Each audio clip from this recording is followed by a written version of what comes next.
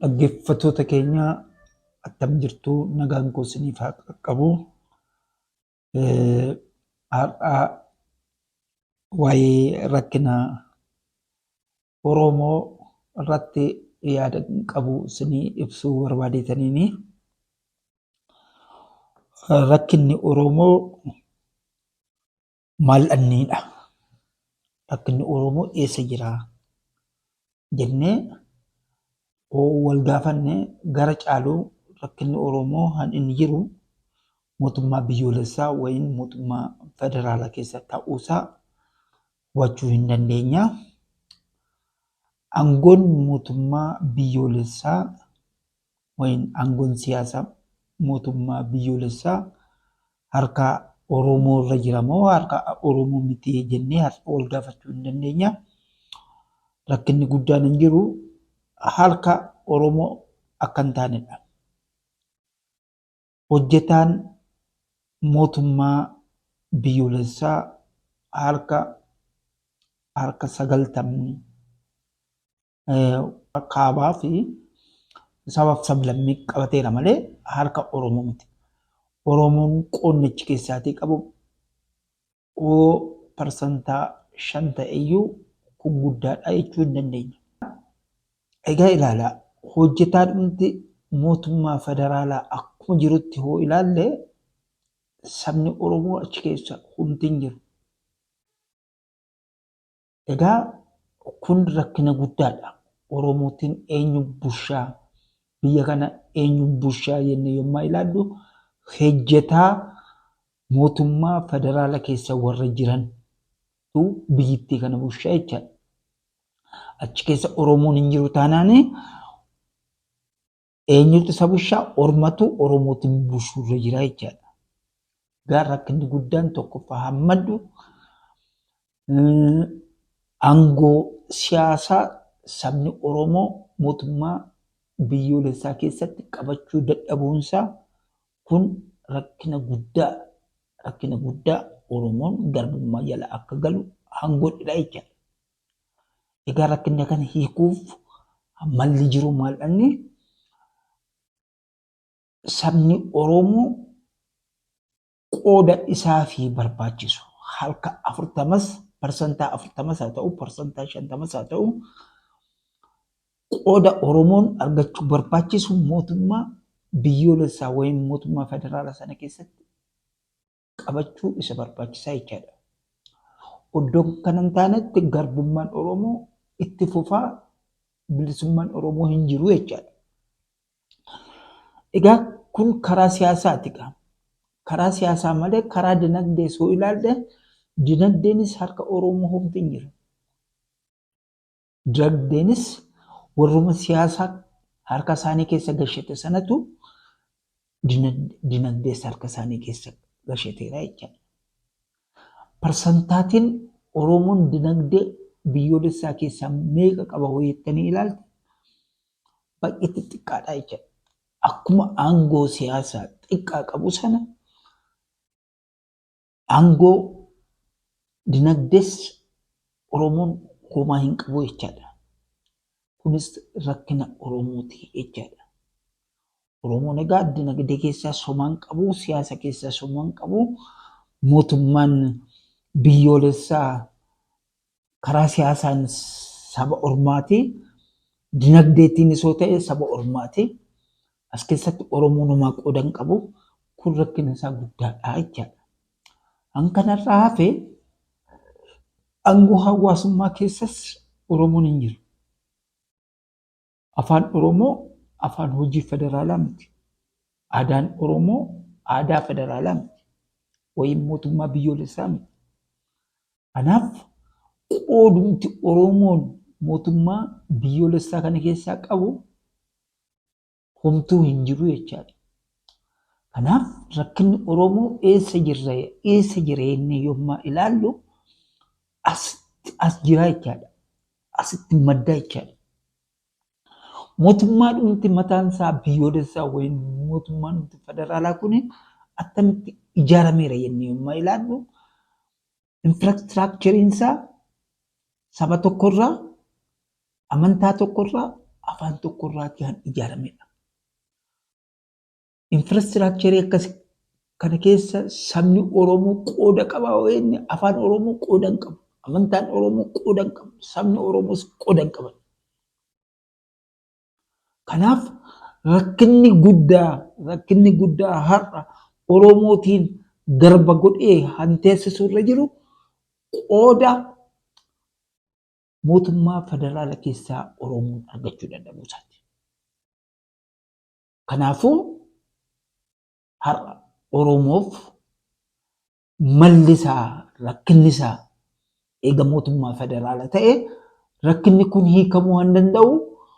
Oromoon mootummaa federaalarraa qooda isaa fi eemalu parsantaa 40 haa ta'u parsantaa 50 haa ta'u Oromoon barbaachisaa ta'e qooda sana argachuu isa barbaachisaa jechaadha. Sabni bal'aa Oromoo mootummaa biyyoolessaa mootummaa federaalaa sana keessatti aangoo guddaa karaa siyaasaas qabachuu isa barbaachisaa jechaadha.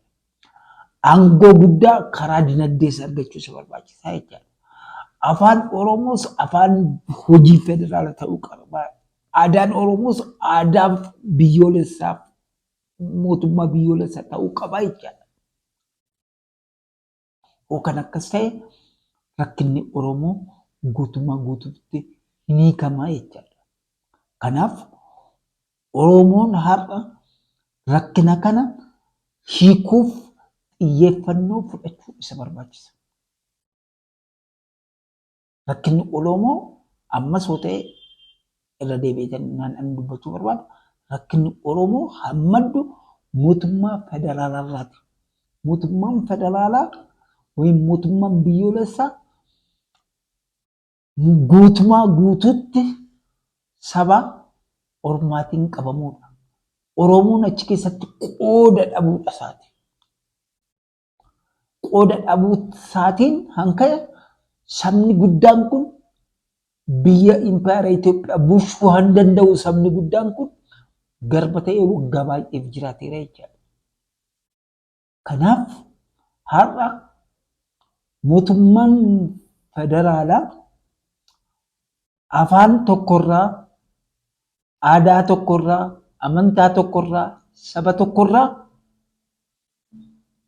of jijjiiree saba Oromoo hammachuu qabaa jechaadha. Afaan tokko sun gara afaan lamaatti afaan Oromoo fi afaan Amaaraa ta'uu barbaachisaa jechaadha. Amantaanis gara lamaatti amantaa Amaaraa, amantaa Oromoo wayni Ortodoksii fi amantaa Oromoo ta'uu qabaa jechaadha. Sabnis akkasuma. Kanaaf egaa rakkinni Oromoo akka hiikamu yoo barbaanne mootummaan federaalaa gar-tokkoon isaa PP yoo ta'e gar-tokkoon isaa immoo Oromoo ta'uu dirqamummaadha jechuudha. Naannoon nuti Oromiyaa mataan isaa har'a naannoon Oromiyaa jennu kun mataan isaa karaa tokko PP'n Oromiyaa karaa tokko yoo ta'ani karaa tokko immoo Oromoon karaa biraa immoo qooddachuu isa barbaachisaa jechaadha. Kanaaf egaa Oromoon iddoo lamatti wal hiree federaala keessattis Oromoon qooda isaa eegsifachuuf PP faana tokkummaa uumuu isa barbaachisaa jechaadha. Aangoo iddoo lamatti qooddachuu isaan barbaachisaa jechaadha. Harki 50 waan Oromoo ta'e harki 50 immoo aangoo Prosperity Party wayin aangoo badhaadhina ta'uu barbaachisaa jechaadha. Kun mootummaa federaalaa keessatti han ta'uu barbaachisu kun gadi bu'es mootummaa naannoo Oromiyaa keessattis akkasuma. Kanaafuu egaa walii galtee dhumti amma deemamuu jiru kunuu kanarratti utuu xiyyeeffate rakkinni Oromoo hin hiikamaa han jedhu yaada koo dhiyeessuu nan barbaada. Kanaaf mootummaa federaala keessatti Oromoon akkatti aangoo qooddachuu akka isa barbaachisu gaaffiin kun Oromoon kaasee mootummaa biyyoolessaa wayim mootummaa federaalaa kana aangoo isaa qooddachuu isa barbaachisaa jechuudha. Irra keessatti aangoo qooddatu naannoo Oromiyaa irrattis aangoo haa qooddatanii akkas ta'ee rakkinni Oromoo guutumaa guutuutti gara fuulduraatti hiikamuu waan danda'udha jechaadha. Kanaafuu sabni Oromoo yeroo amma carraa amma argate kanaatiin gaaffiin inni kaasuu isa barbaachisu rakkina federaala keessa jiru mirga Oromoon mootummaa federaala keessaatti argachuu isa barbaachisu sana carraa amma argate kanaatiin achirratti kaasuu isa barbaachisaa. Rakkina mootummaa federaala keessatti Oromootiin qunname sana hiikuu isa barbaachisaa.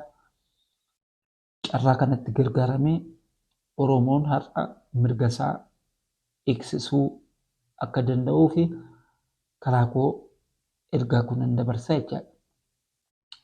Hundumaafuu irra deebi'uuf rakkinni Oromoo han jiru federaalaa wayim immoo mootummaa biyyoolessaa harkadha han jiru. Rakkinni isaa han jiru achidha.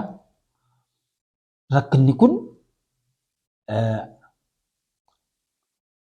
aangoon siyaasaa harka Oromoon qooda aangoo siyaasaa mootummaa biyyoolessaa keessaa wayim mootummaa federaalaa keessaa qabu xiqqaachuunsaa hojjetaan mootummaa federaalaa keessa Oromoon qooda dhabuunsaa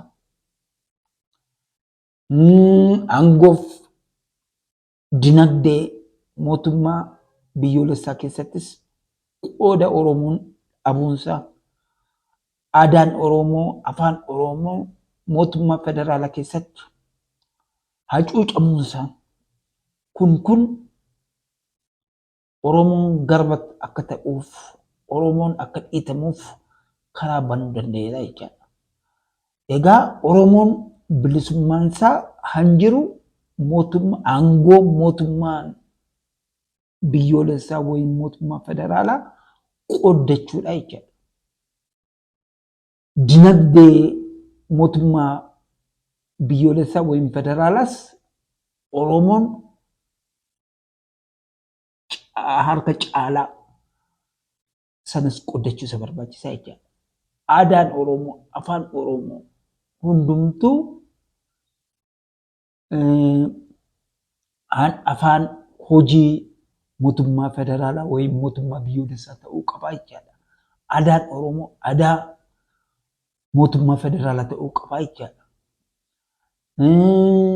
Infraastiraakchariin mootummaan federaalaa afaan tokko, amantaa tokko, saba tokkootiin ijaarame suni diigamee saba Oromoo akka ammatu, afaan Oromoo akka amantu, amantaa Oromoo akka ammatu gochuunis barbaachisaadha jechaadha.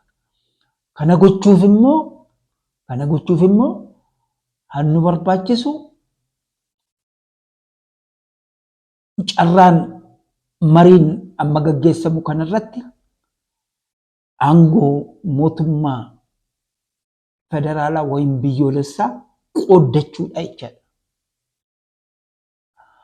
Aangoo mootummaa biyyoolessaa wayim federaalaa Oromoon qooddachuu jechaan han isaafi malu 40% qabachuu danda'a jechaadha. Akkas ta'e hojjetaan Oromoo hoo baay'ate mootummaa naannoo federaalaa keessattis Oromoon dinagdee tinis hoo cime aadaansaa afaansaa mootummaa biyyoolessaa federaalaa sana keessatti oddoo argate rakkinni Oromoo guutuma guututti haa hiikamudha jechaadha. Rakkinni Oromoo hiikamnaan Itoophiyaan rakkina keessaa baatee Itoophiyaan gara guddinaatti deemtee jechaadha. Amma yuunaatti rakkina hin fide sabni bal'aan dhiitamuu isaati. Gadi gajjallaa gadi akka garba ta'uu isaati.